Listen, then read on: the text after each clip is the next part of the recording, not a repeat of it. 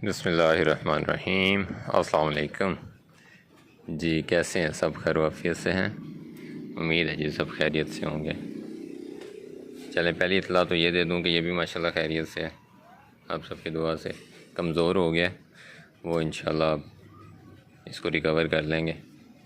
फरहान भाई ने एक फार्मूला बताया, कहते हैं कि आधा किलो दूध लेना है, उसमें एक अंडा और 2 चम्मच घी, बॉयल किए हुए दूध को, यानी कि गर्म हो दूध, उसमें वो डाल लेना है। जब वो नीम गर्म हो तो इसको देना, तो इंशाल्लाह ये बड़ी जल्दी रिकवर कर देगा। वो शुरू कर दिया।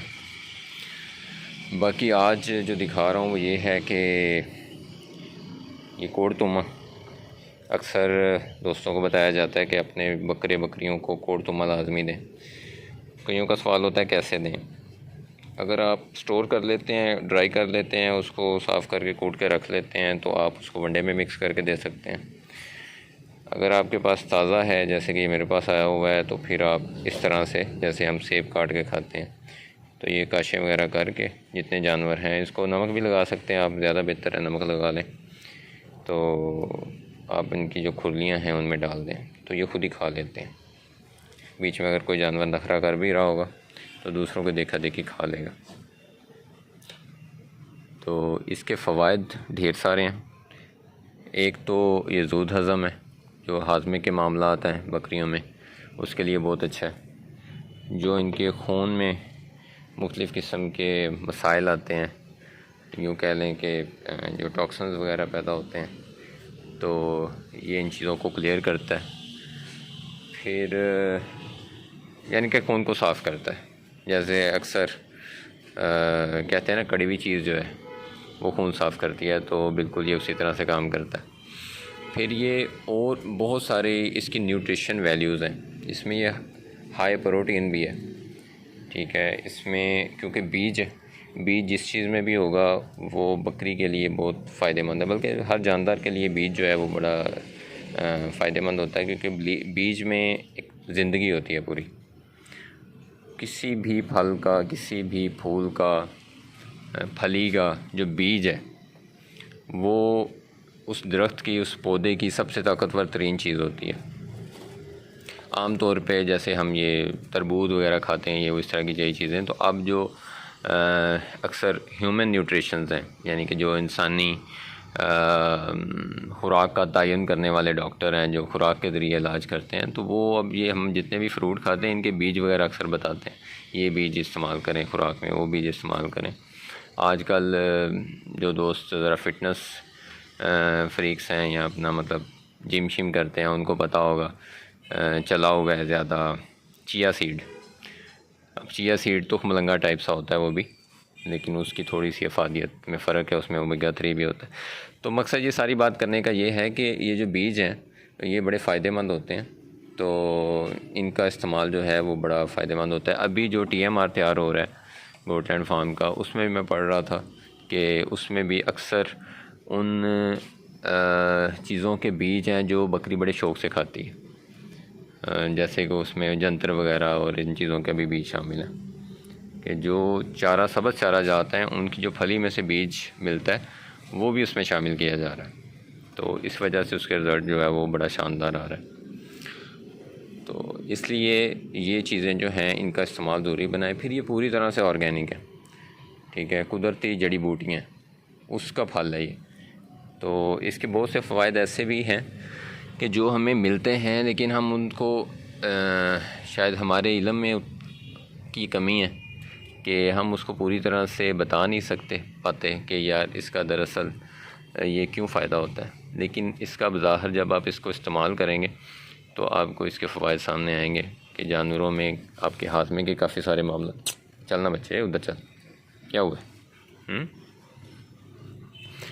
तो हाजमे के काफ़ी सारे मामला, जानवरों के खून में होने वाले मसले, आम तौर पे देखा गया है जी, ये फिंसियाँ बन रही हैं जानवरों में, दाने बनने लग जाते हैं।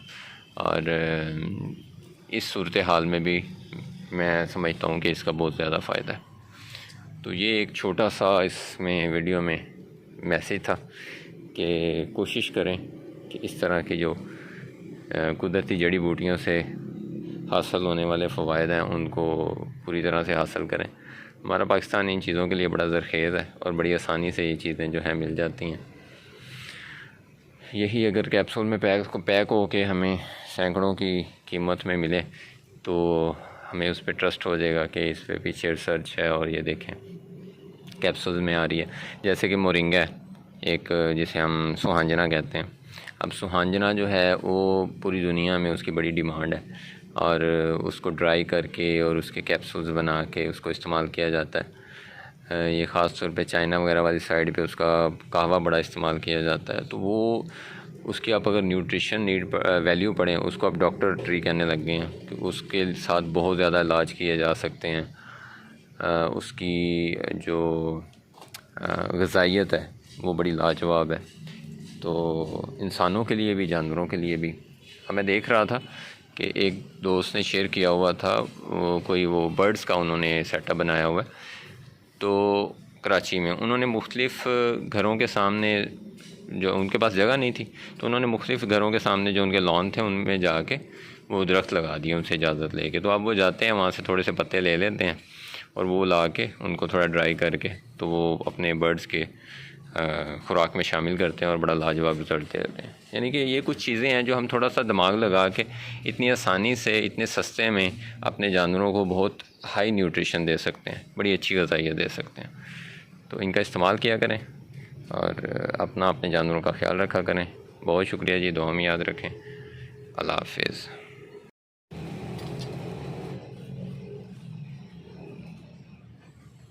बस थोड़ा चलो चौके खुली जुबान।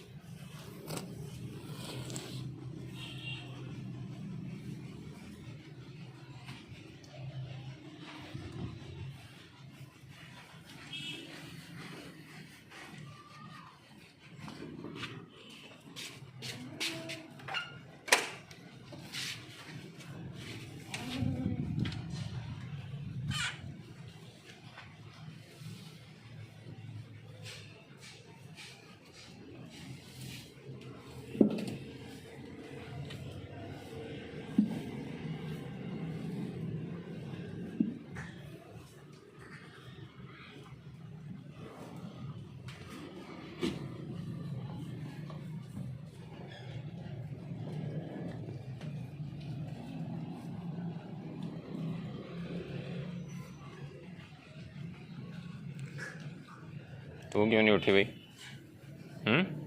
उठ शाबाश, तुझे क्या हुआ? उठो, ज़्यादा रज लिया तूने, थोड़ा खाना था। जानवरों को चेक रखा करें जी,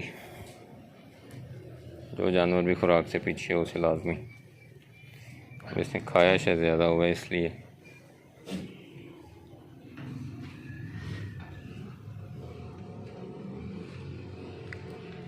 इस तरह से आप खुरलियों पे नमक भी बांध दें।